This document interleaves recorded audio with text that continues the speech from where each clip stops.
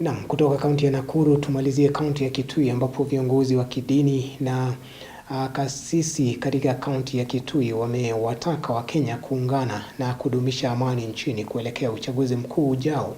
Wakizungumza wakati wa ibada ya kutawazwa kwa Askofu John Mwandi, gavana wa Kitui Julius Malombe amewahimiza viongozi kutekeleza uongozi na kuwatumikia Wakenya, huku Askofu Mwandi akiahidi kuendeleza kazi ya Injili na huduma kwa jamii.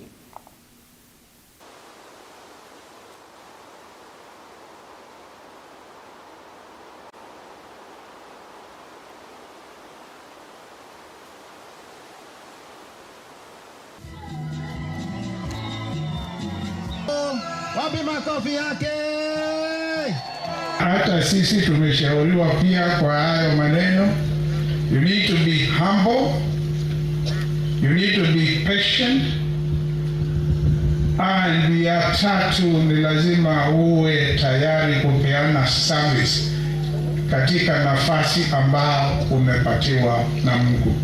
I received this appointment with humility and obedience, and I promise to serve the people of God entrusted to my care with dedication and love.